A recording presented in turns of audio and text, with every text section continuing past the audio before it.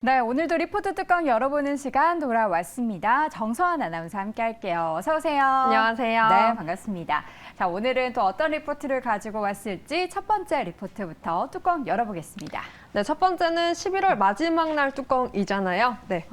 그러니까요. 12월이네요. 네, 맞습니다. 예. 12월을 앞두고 또 연말에 모멘텀을 받았던 LG전자 뚜껑 열어보도록 하겠습니다. 네. 네, 연말 셀트로 호전 조짐을 보였다라는 BNK 투자증권의 보고서였고요. 목표 주가는 12만 원을 유지했습니다. 셀트로스. 네, 발음이 되게 어렵네요. 자, 오늘장뿐만 아니라 최근에 LG전자의 주가가 좀 상승세를 유지하고 있습니다. 오늘장에서도 4% 넘게 오르고 있는데요. 10만 원 아래서 97,700원 기록이 되고 있습니다. 어떤 얘기들을 할지 궁금한데요. 첫 번째 투자 포인트부터 볼까요? 네, 일단 최근 미국의 블랙 프라이데이 그리고 중국 완화 기대감에 소비 섹터의 움직임이 눈에 띄었는데요. 그 속에서 LG전자가 최근 수급을 동반한 기분 좋은 움직임을 보였습니다. 수급 동향 그래프를 제가 사진을 준비를 했습니다. 일단 최근에 정말 외국인과 기관 돌아가면서 크게 매수를 보였고요. 지난 거래일에는 외국인이 크게 집중 매수를 보였다면 또 최근 이번 주에는 기관의 매수도 눈에 띄었습니다. 특히나 어제 28일에는 이 거래량이 폭등하면서 무려 무거운 엉덩이를 4% 가깝게 움직이는 오름세까지 포착이 되었는데요. 이에 따라 증권사에도 이 LG전자에 대한 여러 가지 전망들을 내놨습니다. 먼저 BNK 투자증권에서는 이 LG전자에 대해서 연말 판촉 전에 제품의 가격을 낮추면서 판매량이 급증했다라는 점을 높게 사 투자 의견 매수와 목표 주가 12만 원을 유지를 했는데요. 이렇게 판매량이 증가할 수 있었던 요인을 두 가지를 꼽았습니다. 그래프 사진을 준비했습니다. 바로 그 첫 번째 이유가 미국 블랙 프라이데이 효과였는데요. LG전자의 올해 미국 블랙 프라이데이 온라인 매출액은 전년 동기 대비 12조 원대였고요. 그리고 미국 쪽의 그 사이버 쪽 먼데이는 14조에서 15억 원대로 이 역대 최고치를 기록하는 정말 놀라운 성적을 발표를 했습니다.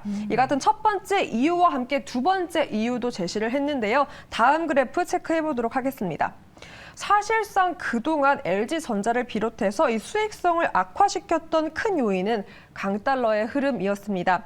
이러한 강달러의 흐름이 금리 인상 속도 조절 기대감으로 이렇게 약세에 전환하는 모습을 보였고요. 이에 따라 물류비와 원자재 가격의 하락세로 전환하면서 원가 개선에 대한 요소로 작용되며 이렇게 판매량이 급증할 수 있었다라고 두 가지 포인트를 제시했습니다. 다시 한번 포인트로 와서 정리를 해보면요. 이렇게 BNK 투자증권에서는 과거에도 사실상 연말 TV 가전 판매량 성과는 이 소비 경기나 스포츠 이벤트보다는 사실상 얼마나 더 적극적인 프로모션을 하느냐에 따라 달려 있었다며 이러한 프로모션을 진행해 판매량을 늘린 이 LG전자에 대해서 그 점을 높게 샀다라는 점을 강조했습니다. 네, 연말에 이제 소비 시즌을 맞이해서 재고를 빨리빨리 덜어 내려는 움직임들이 매출의 증가를 일으켰는데요. 이에 따라서 LG전자에도 최근에 또 긍정적인 얘기들이 나오고 있습니다. 두 번째 투자 포인트를 볼 텐데 저는 제목만 봤을 때는 좀 안 좋은 얘기인가 싶은데요. 어떤 이야기를 하고 있는 걸까요? 네, 맞습니다. 여전히 우려감을 제기했던 네. 증권사도 있었습니다. 정리를 해볼 텐데요. 꺾이고는 있지만 여전히 인플레이션에 대한 우려, 소비 위축의 무게를 둔 증권사입니다. 리포트 사진 보도록 하겠습니다. 유진투자증권이었고요. 지난 6년간 이렇게 호황을 누려온 기존 주력 사업 실적이 사실상 올해는 다소 부진할 수밖에 없다라는 분석이었습니다. 특히 금리 인상의 누적 효과를 감안한다면 기존 사업의 이익이 올해보다 크게 늘기는 그러한 기대를 가지기에는 어려워 보인다라고 분석하면서요. 12만 5천 원으로 목표 주가를 내려잡은 보고서를 제출했습니다. 하지만 이 보고서에서 다른 긍정적인 모멘텀을 제시한 부분도 있었습니다. 이렇게 새로운 전략 사업으로 부상하고 있는 이 LG전자의 자동차 부품 솔루션이죠. 이 VS 사업부는 올해 사상 처음으로 흑자 전환을 이뤄내기도 했는데요. 이러한 부분들을 짚으면서 결국은 이 VS 사업부 가치가 LG전자의 밸류에이션의 핵심이 될 수 있다라고 투자 포인트를 제시하기도 했습니다. 네. 우리가 LG 이노텍이 이미 애플하고 협력을 맺은 지가 꽤 오래됐잖아요. 그렇죠. 최근에는 LG 엔솔 그리고 LG 전자가 애플카랑 손을 잡을 수도 있다라는 그런 얘기들이 스물스물 나오고 있습니다. 이미 전장 쪽에서의 수익률은 괜찮은데 진짜 애플 쪽의 모든 것들을 LG그룹이 다 그런 하게 기대감이, 된다면 그쵸. 굉장한 모멘텀이 될 것 같은데요. 그런 기대감이 정말 현실이 될지는 좀 더 뉴스가 명확하게 나와야 알겠지만 지금도 충분히 기대감 있는 LG전자 최근에 주가의 움직임은 어땠는지 차트를 통해서 보도록 하겠습니다. 최근 주가의 움직임 또 오늘장에서는 외국인과 기관의 동반 매수세가 유입되면서 4%대 강세입니다. 그러나 주가가 계속된 하락 그리고 추가적인 하락이 나타나면서 7만 원대까지 무너졌었던 주가였고요. 이는 회복하나 싶었는데 다시 또 여러 차례 음봉 흐름이 나타났습니다. 자, 최근의 상승이 지금 전고점까지는 겨우 올라오긴 했습니다만 현재 주가와 목표 주가와의 그 괴리 정도는 한 30% 정도밖에 되지 않습니다. LG전자의 크나큰 모멘텀이 될 만한 무언가가 부디 애플카가 되기를 하는 바람 가져보도록 하겠습니다. 첫 번째 종목 LG전자 함께 확인해봤고요. 두 번째 리포트 뚜껑 열어보겠습니다. 네, 두 번째는 가족 뚜껑도 열어볼까 합니다. 가족이요? 네, 그 애플카 모멘텀으로 함께 또 움직임을 보일 수 네. 있었던 뚜껑인데요. 바로 LG 이노텍입니다. 네. KB증권에서 목표 주가 57만 원을 유지하는 보고서와 함께 절대적으로 지금이 저평가 구간이다라는 보고서를 제시했습니다. 네, LG 이노텍 그렇다면 오늘장 주가의 움직임은 어떨까요? 오늘장 상승 흐름 유지하고는 있는데요. 그렇게 상승폭은 크지는 않습니다. 0.5% 오른 30만 원 오늘장 회복하면서 30만 500원 기록이 되고 있습니다. 첫 번째 투자 포인트부터 좀 확인해 볼까요? 네, 일단 중국의 봉쇄로 시위까지 일며 시장의 상승을 제한시켰습니다. 애플의 주가도 이러한 중국의 봉쇄로 공급망 우려의 하락세를 보였는데요. 이에 따른 국내 관련주의 시름도 함께 깊어져 가곤 했습니다. 하지만 이를 조금 잠재워질 완화 기대감도 계속해서 전해지고 있는데요. 그러한 뉴스가 오늘 오전에 속보로 전해지기도 했습니다. 기사 사진을 한번 볼 텐데요. 블룸버그 통신의 보도입니다. 이렇게 이 정저우의 전면 봉쇄가 전격적으로 해제가 되었다라는 호재성 소식과 함께 다시 한번 이 아이폰의 공장이 있는 쪽이 조금 완화 조짐이 보인다라는 호재성 기사가 전해졌습니다. 이로 인해서 KB증권에서는 우려했던 4분기 이 아이폰 생산 차질에 따른 출하 부진은 내년 1분기에 모두 만회가 가능할 것이다라는 정말 긍정적인 기운이 가득했던 보고서를 제출했는데요.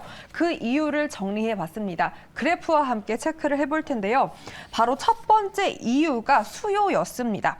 이 생산 차질에 따른 아이폰 출하 부진이 이 내년 1분기에 모두 만회가 가능할 정도로 이 프로 시리즈 중심의 수요가 너무나 강력하다라는 것이었고요. 두 번째 이유는 바로 오른쪽 그래프를 통해서 체크해 볼 수 있을 텐데요. 이 프로 시리즈의 판매 비중 상승과 이 내년 하반기에 폴디드 줌 물량이죠. 이 줌 물량 공급량이 80% 정도, 그러니까 경쟁사 대비해서 무려 4배 이상의 공급량에 대한 추정이 나왔습니다. 이 평균 판가 상승폭이 시장 예상보다 웃돌 것이다라고 전망되기 때문에 내년에는 보다 이러한 우려감을 덜며 실적 상승이 가능하다라는 분석이 나왔고요. 여기에 또 다른 모멘텀이 있었습니다. 역시나 애플이었고요. 이어서 그래프 보도록 하겠습니다. 바로 출시를 앞두고 있는 XR, 애플의 헤드셋이었습니다. 이 내년 1월 그 메타버스 가전기기 최대 행사죠. 이 CES 2023에서도 이 최대 화두로 떠오르고 있는 게 바로 이 XR 헤드셋이라고 합니다. 이 헤드셋에는 사실상 입체 영상을 구현하기 위해서 필수적으로 이 3D 센싱 모듈 탑재를 해야 하는데요. LG 이노텍이 이러한 글로벌 시장에서 거의 독점적으로 이러한 부품들과 관련된 그 소비를 생산하고 있기 때문에 수혜를 고스란히 입을 수 있다. 이로 인해서 내년의 실적, 지금의 우려를 덜며 충분히 성장을 보일 수 있을 것이다라는 전망을 내놓을 수 있었습니다. 네, 다양한 모멘텀을 가지고는 있습니다. 지금 생산 차질 부분에 있어서의 우려는 일단은 아직까지 완전한 해소는 아닌데 여기에 대해서도 우리가 좀 생각해 볼 필요가 있는 것 같아요. 네, 맞습니다. 그 앵커님이 짚어주신 대로 그러한 부분들 또한 이 차질 우려는 계속될 수 있다며 리스크를 염두에 봐야 한다라는 증권사의 보고서도 있었습니다. 네, 유진투자증권이었고요. 리포트 사진 통해서 정리해 보도록 하겠습니다. 일단 유진투자증권에서는 LG 이노텍에 대해 이 중국, 폭스콘 공장에서 발생한 인력 이탈 시위, 그리고 이로 인한 아이폰의 생산 차질 물량이 600만 대에 달한다는 소식은 어쩔 수 없이 부정적이다라며 이 목표 주가를 기존 49만 원에서 40만 원으로 낮춘 보고서를 내놨습니다. 네. 하지만 반대로 역시나 긍정적인 모멘텀을 제시하기도 했는데요. 이러한 공급의 이연이 가능성이 있기 때문에 오히려 지금의 주가 하락이 기회가 될 수 있다라는 저평가 구간의 판단을 앞서 본 보고서와 함께 동일한 부분을 제시를 했습니다. 그러니까 다시 한번 정리를 해볼 텐데요. 이 글로벌 IT 수요 부진의 영향에서 자유로울 수 없다라는 점은 사실상 큰 리스크이긴 합니다. 하지만 스마트폰 이외에도 앞서 짚었던 대로 XR 디바이스라던가 애플카에 대한 모멘텀은 있기 때문에 오히려 경쟁사 대비 너무나 저평가되어 있는 LG 이노텍 기회가 될 수 있다라는 포인트를 제시했습니다. 네, 단기적으로는 생산 차질에 대한 우려가 있지만 중장기적으로는 여전히 애플에 대한 모멘텀은 LG 이노텍의 미래의 희망이다라는 건데요. 그 미래의 희망을 우리가 지금까지 매 분기마다 가지고 왔었는데 약간 또 그 희망이 좀 꺾이는 모습들이 보였는데 그동안에 얼마나 꺾였는지를 좀 보도록 하겠습니다. 주가의 움직임을 보면요. 그동안 박스권에 갇혀 있었습니다. 30만 원대에서 많게는 40만 원대까지의 그 박스권의 움직임이 있었는데 최근에 이렇게 30만 원대가 무너졌던 이슈가 있었죠. 우리가 기대했었던 아이폰 14 출하량이 생각보다 더 줄어들 것이다 라는 부분들이 LG이노텍의 주가를 이렇게 무너지게 만들었고요. 주가는 20만 원대까지 떨어졌습니다. 오늘 물론 다시금 30만 원대를 회복한 주가 그리고 제시됐던 목표 주가 57만 원과는 현재 괴리율이 한 90% 정도 차지하고 있는데요. 앞으로 올해는 어려웠지만 내년에는 LG이노텍 비상하는 모습 기대해 보도록 하겠습니다. 자, 마지막 리포트 뚜껑 이어서 열어보도록 하죠. 네, 마지막은 바로 동원 F&B입니다. 네. 이 IBK 증권에서 4분기 일반 식품 부분이 이 수익성을 견인해 줄 것이다라는 미래 모멘텀과 함께 목표 주가 22만 원을 제시했습니다. 점심시간 다가오니까 참치 김치찌개가 갑자기 땡기는데요. 현재 주가 보도록 하겠습니다. 동원 F&B의 주가입니다. 현재 주가는 0.73% 소폭 오른 13만 8천 원입니다. 자, 우리 배고픕니까? 얼른 끝내고 가죠.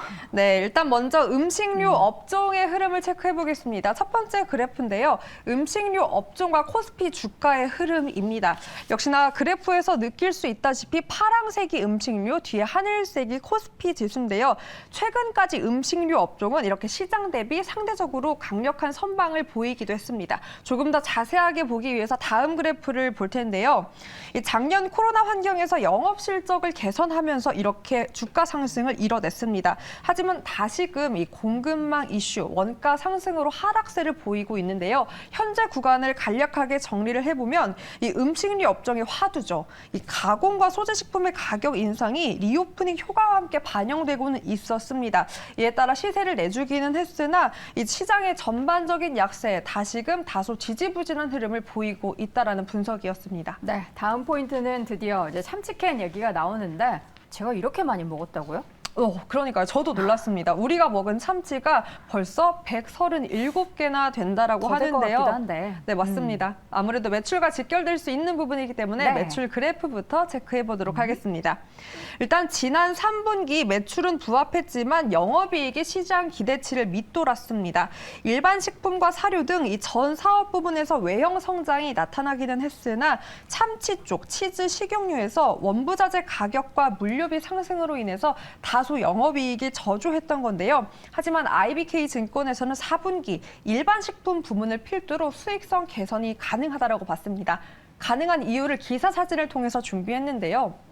네, 동원 참치가 국민 1인당 무려 우리가 137개나 먹었다라는 기사 사진이었습니다. 평균이죠? 네, 맞습니다. 업계 최초로 총 누적 판매량이 50억 캔이었고요. 현재까지 따진다면 70억 캔을 돌파했다라는 사실이었습니다. 게다가 연말이고 설 연휴 선물로 이러한 선물 세트의 소비까지 생각한다면 충분히 개선이 가능하다는 긍정적인 전망을 제시했습니다. 네, 동원참치 현재 주가 대비해서 목표 주가와의 괴리율이 약 60% 정도 되는데요. 잠깐 확인해 보도록 하겠습니다. 현재 많이 하락해 있는 주가입니다. 이 목표 주가와의 괴리율과 얼마나 빨리 올라가게 될지는 오늘 점심 때 제가 참치를 먹어야 가능하게 될 것 같다는 생각이 들면서 여러분들도 오늘 참치캔 하나 따시길 바랍니다. 자, 지금까지 리포트 뚜껑 열어보니 정수환 아나운서 함께했습니다. 고맙습니다. 고맙습니다.